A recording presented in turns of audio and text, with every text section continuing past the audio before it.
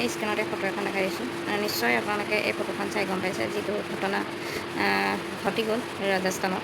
13 বছৰীয়া ছোৱালী 13 বছৰীয়া ছোৱালী হৈ মানে 30জনৰ ব্যক্তি মানে ধৰ্ষণৰ মাণ্ড হৈ পৰিলে। তো নিশ্চয় আপোনালোকে ভাবিলে নিশ্চয় বুকুখন বিষাইছে আপোনালোকৰ মোৰ বিষয়ৰ দৰে।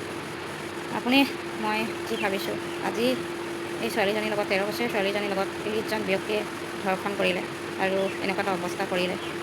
ছোৱালীজনী মানে ছোৱালী হৈ জন্ম হোৱাতে ভুল আছিলে নেকি? আৰু এজন দুজনো নহয় 13জন ব্যক্তিৰ মানসিকতাটো কেনেকুৱা আছিলে সেই সময়ত, যে এজনী ছোৱালীৰ জোৰ জবজ ধৰ্ষণ কৰিলে বুলি ক'ব লাগিব। সেই সময়ত তাই কি মানে ভাবিলে মানে আচৰিত লাগি গৈছে কথাবিলাক। কোনো মানুহৰ জীৱন, এনেকুৱাও মানুহ পৃথিৱীত আছে, এনেকুৱা নৰপিশাচ আছে। সৰু ছোৱালী একেবাৰে ক'বলৈ গ'লে 13 বছৰ, যিগৰাকী মানে এতিয়াও খেলা চাগে সম্পূৰ্ণ হোৱাই নাই, এতিয়াও চাগে খেলিবলৈ বাকী আছে, এতিয়াও চাগে মনটো সৰু ল'ৰা ছোৱালীৰ লেখীয়াই আছে, এতিয়াও চাগে এইবিলাক নজনা হৈ আছে, নুবুজা হৈ আছে। সেই মুহূৰ্তত 30জন মানুহৰ মাজত তাই সেনেকুৱা এটা সময় পাৰ কৰিবলগীয়া হ'ল। তো কেনেকুৱা এটা তাই মানে মানসিকতাটো হ'ল, কেনেকুৱা মানে পৰিস্থিতি হ'ল, কেনেকুৱা মনত ভাৱ আহিলে মানুহৰ প্ৰতি, মানুহ কেনেকুৱা নৰপিশাচ হৈছে, মানে ভাবিলে আচৰিত বেয়া লাগিছে, খুব দুখ লাগিছে। যাতে এনেকৈ কাৰো লগত নহওক বুলি ইমানেই মানে আমাৰ এইফালে অসমতে হওক বা আমাৰ ভাৰততে হওক ইমান আইন প্ৰণয়ন কৰিছে, ইমান মানে সংশোধন কৰিছে, কিন্তু ধৰ্ষণকাৰীক শেষ কৰিব পৰা নাই। কেতিয়াও মানুহৰ মাইণ্ডটো সলনি কৰিব পৰা নাই। কেতিয়াও মানে শাস্তি দিও মানুহক মানে মহিলাসকলক সুৰক্ষিত কৰিব পৰা নাই। মহিলাসকল সুৰক্ষিত নহয়। যিমান যি কৰিলেও কোৱাবিলাক নৰপিশাচৰ হাতত পৰিবলগীয়া হয়, শেষ কৰিবলগীয়া হয়, জীৱনতে জ্বলাই দিবলগীয়া হয়, জীৱনতে মৃত্যু হ'বলগীয়া হয়। অকল এয়ে কত ছোৱালী ক'বলৈ গ'লে 3-4 বছৰৰ পৰা আদি কৰি কিমান মহিলা, কিমান ছোৱালী এনেকুৱা ধৰণে যৌন নিৰ্যাতনত ভুগিছে, এনেকৈ ধৰ্ষণ কৰা হৈছে, শেষ কৰি দিয়া হৈছে, মাৰি দিয়া হৈছে। মানে ঘৰৰ পৰা আজিৰ দিনত ছোৱালী জন্ম দিয়াটো মানে এক প্ৰকাৰে ভুল লেখীয়া হৈ পৰিছে, যেন ছোৱালী জন্ম দিলেই বহুত এটা মানে ৰিস্ক, বহুত এটা দায়িত্ব। ছোৱালীৰ প্ৰত্যেক খোজতে প্ৰত্যেকটো সময়তে যেন চকু দিবলগীয়া, যেন ছোৱালী জন্ম নিদিবই। যদি মাতৃবিলাকে ছোৱালী জন্ম নিদিয়ে তেতিয়াহ'লে ঘৰখনলৈ বোৱাৰী কেনেকৈ আহিব? নিশ্চয় ঘৰখনলৈ যদি বোৱাৰী আনিবলগীয়া হয় তেতিয়াহ'লে নিশ্চয় কোনোবা নহয় কোনোবা মাতৃ এগৰাকীয়ে ছোৱালী জন্ম দিব লাগিব। আৰু ছোৱালী জন্ম দিলে যদি এনেকুৱাখন হয়, তো সেইকাৰণে কিছুমান কেতিয়াবা ক'ৰবাত যদি আমি ফটো দেখা পাওঁ, ছোৱালী জন্ম হ'লে বিক্ৰী কৰি দিয়ে, ছোৱালী জন্ম হ'লে ক'ৰবাত ৰাস্তা কিনাৰত পেলাই দিয়ে, ছোৱালী জন্ম হ'লে কাৰোবাক দি দিয়ে, ছোৱালী জন্ম হ'লে ঘৰত অশান্তি হয়, ছোৱালী জন্ম দিলে কাৰোবাৰ মানে সংসাৰ ভাঙি যায়, ছোৱালী জন্ম দিলে যেন এটা বৰ ডাঙৰ পাপ, বৰ ডাঙৰ এটা মানে সমস্যা, বৰ ডাঙৰ মানে এটা অশোচনীয় মানে পৰিৱেশ পৰিস্থিতি, এনেকুৱা লেখীয়া কথাবিলাক, এই ঘটনাবিলাকেই যেন মানুহক মনত মানে দুখ দি দিয়ে। খুব মানে এটা বেয়া লাগে এনেকুৱাবিলাক দেখিলে। যি আমি এইবিলাক বাতৰি নাপাওঁ, এইবিলাক বাতৰি নাচাওঁ, এনেকুৱাবিলাক নাহক, এনেকুৱাবিলাক নহওক বুলি ভাবোঁ, কিন্তু এইবিলাকেই যেতিয়া আহি যায় বুকুখন অলপ সময়ৰ কাৰণে হ'লেও বিষায়, অলপ সময়ৰ কাৰণে চিন্তা কৰিবলগীয়া আমাৰ মানে আমি বাধ্যত পৰি যাওঁ। নিজৰ যিখিনি সমস্যা থাকে, নিজৰ যিখিনি কথা থাকে, সেইখিনি পাহৰি খন্তেকৰ কাৰণে নিজে মানে মন এটাত ভুগিবলগীয়া হয়।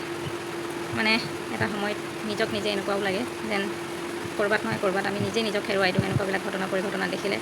নিজৰ ঘৰখন, নিজৰ ল'ৰা ছোৱালী, ওচৰ চুবুৰীয়া ছোৱালী, গাঁওখনৰ ছোৱালী বোৱাৰী সকলোৰে এটা মানে ভাৱ আহে যে আমাৰ সমাজখন কিমান সচেতন, আমাৰ সমাজখন কিমান সুৰক্ষিত, আমাৰ ছোৱালীবিলাক কিমান মানে সুৰক্ষিত হৈ আছে, কেতিয়ালৈকে আছে। যিমান আইন প্ৰণয়ন নকৰক কিয়নো, কিন্তু এইবিলাক যেতিয়ালৈকে শেষ নহয়, এইবিলাক যেতিয়ালৈকে ভাল পৰিৱেশ এটা নহয়, তেতিয়ালৈকে এনেকুৱাবিলাক সমাজত হৈ থাকিব আৰু এনেকুৱাই নিৰ্দোষী কাৰোবাৰ মৃত্যু হ'ব, কাৰোবাক জ্বলাই দিয়া হ'ব, কাৰোবাক শেষ কৰি দিয়া হ'ব, কাৰোবাক 3 বছৰ 4 বছৰ নালাগে জন্মতে ধৰ্ষণ কৰা হ'ব। আমি বহু ঘটনা দেখা পাওঁ, খুব মানে কিছুমান বেয়া লাগে, দুখ লাগে যেন মহিলা মৃত্যু হোৱাৰ পিছতো সুৰক্ষিত নহয়। মৃত্যু হোৱাৰ পিছতো কবৰৰ পৰা উলিয়াইও মানুহে মানে ধৰ্ষণ কৰে। তো জন্ম হৈ জীৱনতে থাকিও ধৰ্ষণ কৰে আৰু মৃত্যু হোৱা সেই মানে অলাগতিয়াল দেহাটো, এইটো মানে জড় পদাৰ্থ বুলি ক'ব লাগিব, য'ত জীৱনতেই নাথাকে আকৌ যেন ধৰ্ষণ কৰিবলৈ নেৰে মানুহে। কেনেকুৱা মানুহৰ মাইণ্ড, কেনেকুৱা মানুহৰ মন, কেনেকুৱা মানে সংসাৰখন, কেনেকুৱা যেন নৰপিশাচবিলাক এই পৃথিৱীখনত এতিয়াও ভৰপূৰ হৈ আছে, য'ত কাৰোবাক টাৰ্গেট কৰি থৈছে, কাৰোবাৰ ভাবি থৈছে, কাৰোবাক প্ৰতি মানে বেয়া মানসিকতাৰে গঢ় লৈ ৰাখিছে, যেন সময় সুবিধা পালে কাৰোবাক ধৰণে কৰিব।